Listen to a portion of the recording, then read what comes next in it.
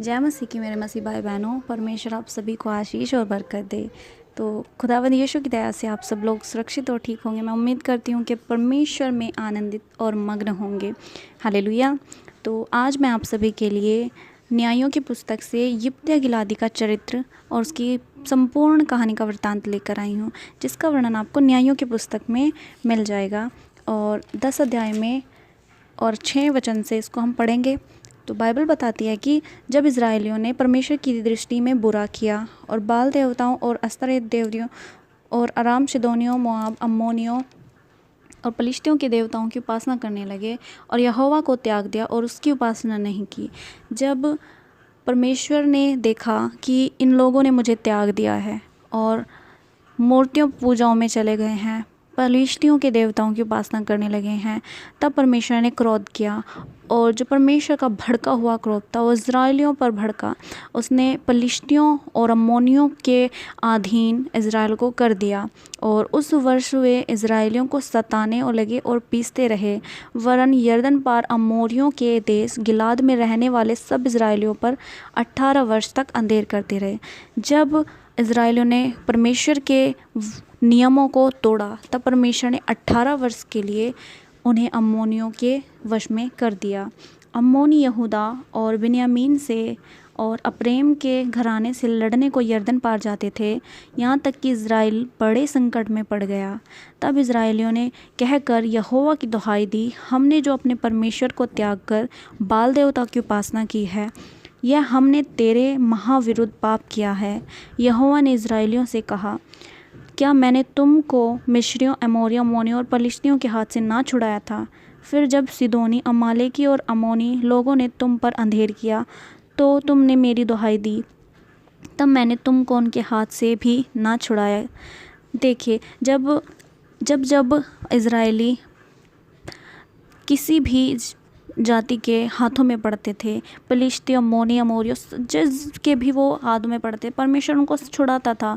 और फिर परमेश्वर ने कहा कि तो भी तुमने मुझे त्याग कर पराये देवताओं की उपासना की, इसलिए मैं तुमको फिर ना छुड़ाऊंगा। जाओ, अपने माने हुए देवताओं की दुहाई दो, तुम्हारे संकट में वही तुम्हें छुड़ाएं। इज़राइलियों ने यहोवा से कहा, हमने पाप किया है, इसलिए जो कुछ तेरी दृष्टि में भला हो वह हमसे कर, परंतु अभी हमें छुड़ा।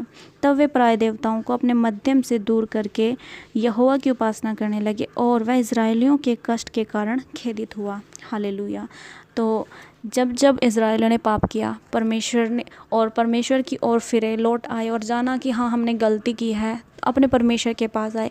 हमारा खुदा महान है, वो दुआओं को सुनता है और हमारे जितने भी पाप होते हैं, अपराध होते हैं, उनके कारण फिर भी हमें माफ़ करता है। हालेलुया। तब परमेश्वर ने यिप्तह नामक गिलादी को, जो शूरवीर था और एक वेश्या का बेटा था, उसे चुना ताकि वो परमेश्वर के लोगों को बचाए और उन्हें अम्मोनियों और पलिश्तियों के वश से छुड़ाए। हालेलुया। आगे 2 वचन में लिखा है कि गिलाद की स्त्री के भी बेटे उत्पन्न हुए और वे जब बड़े हो गए तब यिप्तह को कहकर निकाल दिया, तू तो पराई स्त्री का बेटा है, इस कारण हमारे पिता के घराने में कोई भाग ना पाएगा। तब यिप्तह अपने भाइयों के पास से भागकर तोब देश में रहने लगा और यिप्तह के पास लुच्चे मनुष्य इकट्ठे हो गए और उनके संग फिरने लगा। कुछ दिनों के बाद अम्मोनी इज़राइल से लड़ने लगे। जब अम्मोनी इज़राइल से लड़ते थे तब गिलाद के वृद्ध लोग यिप्तह को तोब देश से ले आने को गए। तब यिप्तह से कहा, चलकर हमारा प्रधान हो जा कि हम अम्मोनियों से लड़ सकें। यिप्तह ने गिलाद के वृद्ध लोगों से कहा, क्या तुमने मुझसे बैर करके मुझे मेरे पिता के घराने से नहीं निकाल दिया था? फिर अब संकट में पड़कर मेरे पास क्यों आए हो?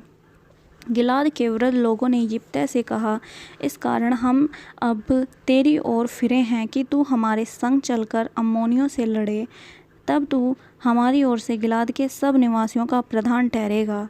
यिप्तह ने गिलाद के वृद्ध लोगों से पूछा, यदि तुम मुझे अम्मोनियों से लड़ने को फिर मेरे घर ले चलो और यहोवा उन्हें मेरे हाथ में कर दे, तो क्या मैं तुम्हारा प्रधान ठहरूंगा?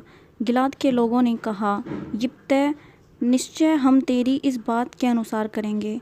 यहोवा हमारे और तेरे बीच इन वचनों का सुनने वाला है। तब यिप्तह गिलाद के वृद्ध लोगों के संग चला और लोगों ने उसको अपने ऊपर मुखिया और प्रधान ठहराया और उसने अपनी सब बातें मिस्पा में यहोवा के सम्मुख कह सुनाई। तब यिप्तह ने अम्मोनियों के राजा के पास दूतों से यह कहला भेजा, तुझे मुझसे क्या काम है कि तू मेरे देश में लड़ने आया है।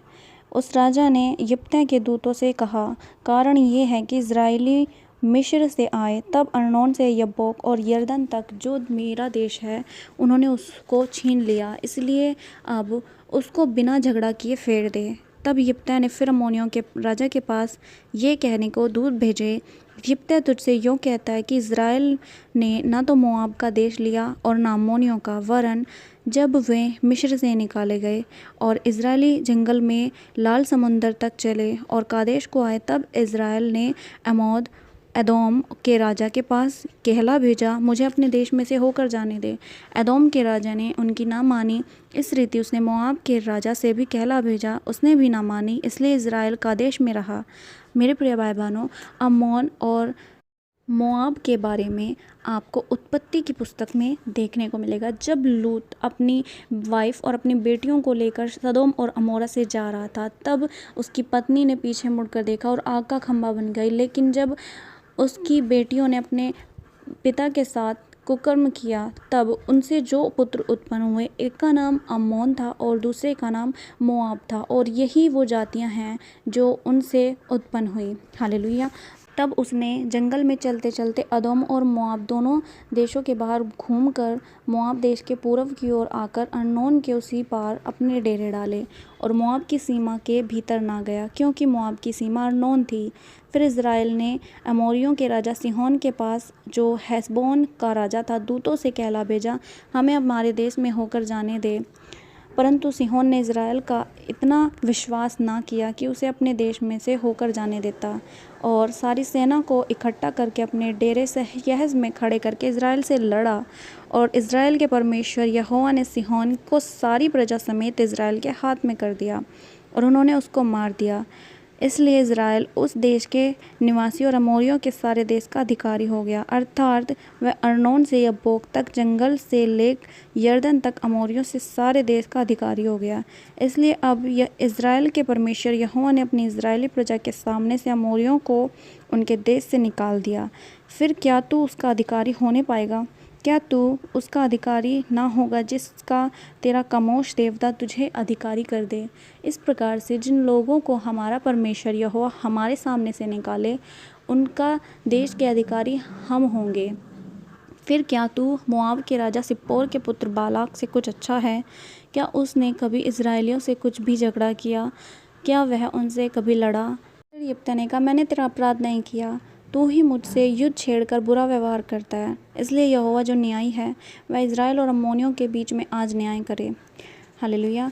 तब यहोवा का आत्मा यिप्तह में समा गया और वह गिलाद और मनशस्ते से होकर गिलाद के मिस्पा में आए और गिलाद के मिस्पा होकर अम्मोनियों की ओर चला। और यिप्तह ने यह कहकर यहोवा की मन्नत मानी, यदि तू निस्संदेह अम्मोनियों को मेरे हाथ में कर दे, जब मैं कुशल के साथ अम्मोनियों के पास से लौट आऊँ, तब जो कोई मुझसे भेंट करने के लिए मेरे घर के द्वार से निकले, वह यहोवा का ठहरेगा और मैं उसी को होम बलि करके चढ़ाऊँगा। तब यिप्तह अम्मोनियों से लड़ने को गया और यहोवा ने उसको उसके हाथ से विजय किया, और वह अरोयर में से लेकर मन्नी तक 20 नगर हैं, उनको बड़ी मार से मारता गया और अम्मोनी इज़राइलियों से हार गए।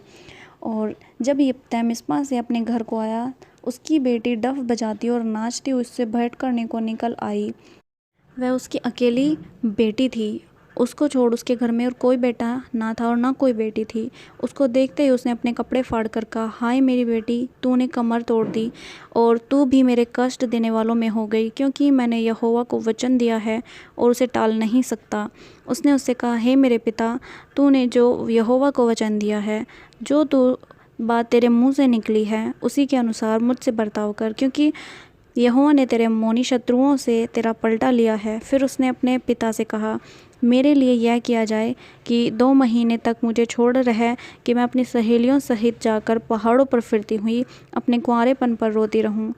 और उसने कहा, जा, तब उसने उसे 2 महीने की छुट्टी दी, इसलिए वह अपनी सहेलियों सहित चली गई और पहाड़ों पर अपनी कुंवारेपन पर रोती रही।